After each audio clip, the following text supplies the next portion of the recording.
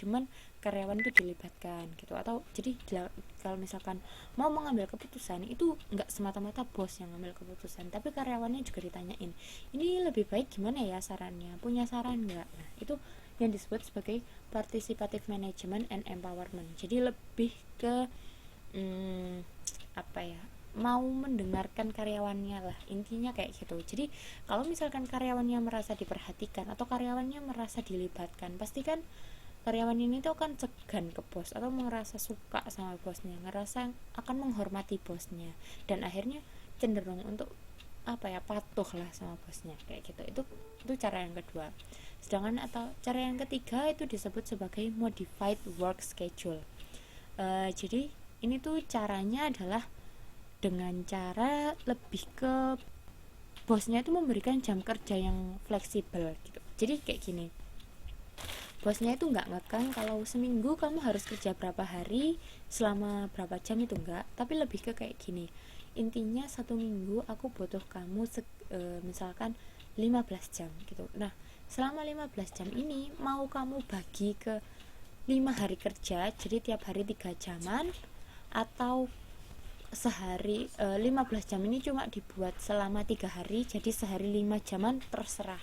Pokoknya kamu selama 15 jam ini harus harus kerja. Dia cuma kayak gitu. Jadi terserah schedule kamu kerja kapan itu terserah kamu. Pokoknya seminggu 15 jam. Terserah mau tiap hari 3 jam atau mau kerjamu cuma 3 hari dan per hari 5 jam, itu terserah kamu. Yang jelas pokoknya saya butuh kamu 15 jam. Nah itu contoh dari modified work schedule.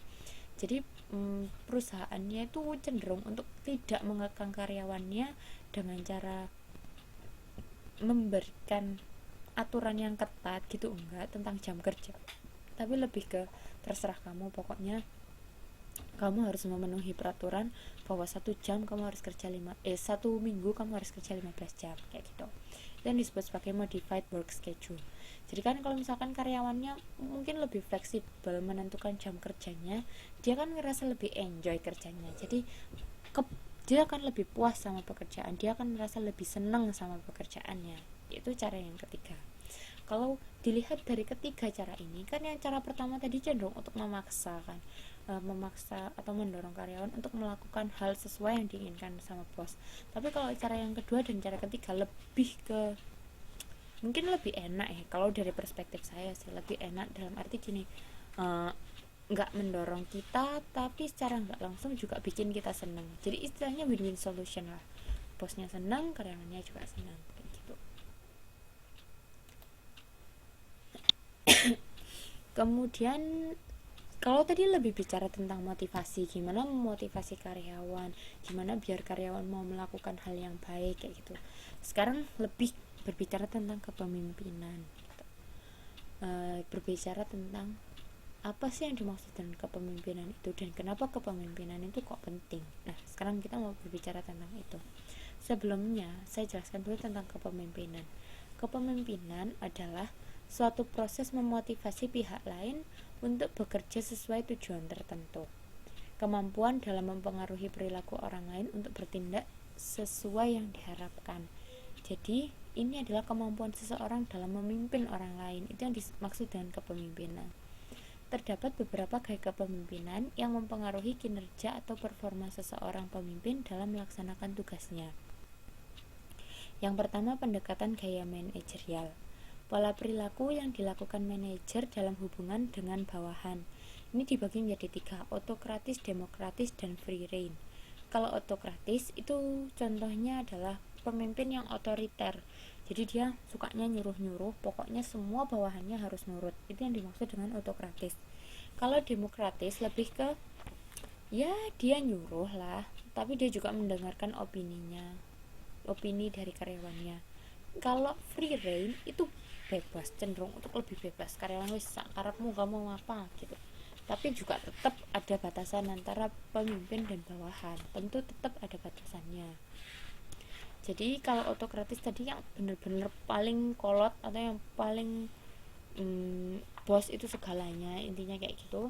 kalau demokratis itu masih mau mendengarkan opini dari karyawannya, sedangkan kalau yang free reign itu dia lebih ke atasan itu menasehati bawahan sebagai konselor kayak gitu. Kalau ke pendekatan kontingensi kepemimpinan itu dengan cara meningkatkan apresiasi pada kompleksitas masalah manajerial dan penyelesaiannya. Jadi kalau di sini itu biasanya apa ya contohnya, lebih ke dia dia sebenarnya kayak gabungannya dari ketiganya itu sih. Jadi mungkin ada batasan-batasan tertentu yang harus stick, itu bos yang pegang, tapi ada juga batasan-batasan yang karyawan itu terserah kamu, tapi juga ada batasan yang oke, aku dengerin opini kamu kayak gitu. Jadi ini lebih kayak kombinasi lah dari 3 tipe kayak manajerial itu.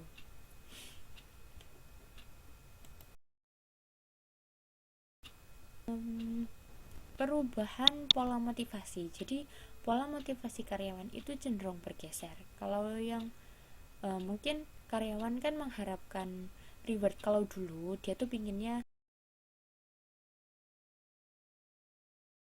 tapi ternyata sekarang uang bukanlah segalanya. Mungkin orang bekerja itu juga untuk mencari pengakuan, atau mungkin dia bekerja karena memang saya suka pekerjaan itu, bukan karena semata-mata mencari uang gitu. Karena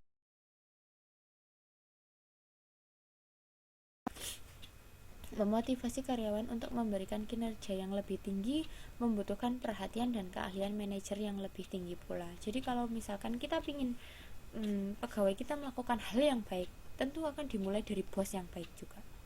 Atau kita ingin karyawan kita rajin, ya dengan cara bos yang harus mencontohkan hal yang rajin juga gitu. Jadi cara memotivasi karyawan yang paling mudah adalah dengan cara memberikan contoh. Kalau ingin karyawannya baik, kasihlah contoh yang baik gitu kan. Nah, itu terdapat perubahan pola motivasi. Kalau mungkin dulu cenderung bos itu segalanya, sekarang mulai bergeser gitu kan. Kemudian ada juga perubahan pola kepemimpinan, bukan hanya dalam pola motivasi, tapi juga ada perubahan dalam kepemimpinan. Kalau mungkin dulu bos itu segalanya, gaya otokrat bergeser menjadi gaya demokratis. Sekarang lebih mau mendengarkan karyawannya. Kemungkinan kalau terus dulu mungkin bos itu harus laki-laki dan berasal dari kulit putih dan harus yang tua atau yang senior, tapi sekarang enggak. Pemimpin juga bisa perempuan, berasal dari golongan kulit hitam juga oke, meskipun dia muda juga oke, asalkan dia capable gitu kan. Kemudian kepemimpinan lebih didasarkan pada keahlian, bukan posisi dalam organisasi.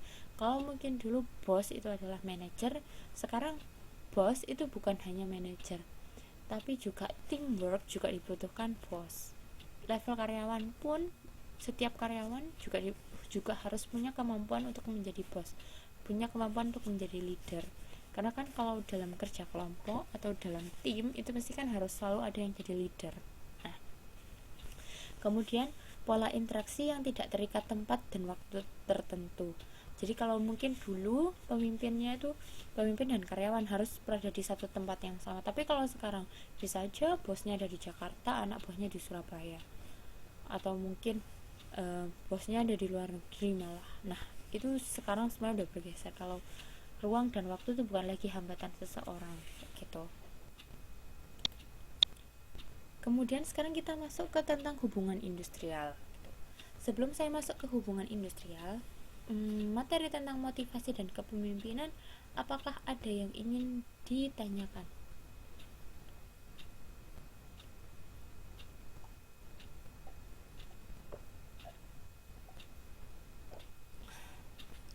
Kalau nggak ada saya lanjutkan aja ya. Pokoknya nanti kalau ada pertanyaan langsung aja dipotong gitu. Hubungan industrial ini menjelaskan tentang adanya hubungan antara buruh dan juga perusahaan, lebih tentang hal itu. Nah, itu di bawah tulisan hubungan industrial kan ada tulisan kecil, di situ saya bilang tentang aksi demo buruh mencerminkan gejolak hubungan industrial yang semakin meningkat. Jadi indikator paling gampang hubungan industrial yang ada di suatu negara itu bagus atau tidak dilihat aja dari demo buruh. Semakin banyak demo buruh berarti hubungan industrialnya buruk. Tapi kalau nggak ada demo buruh atau demo buruhnya kecil, berarti hubungan industrial di negara tersebut sangat bagus. Nah, hubungan industrial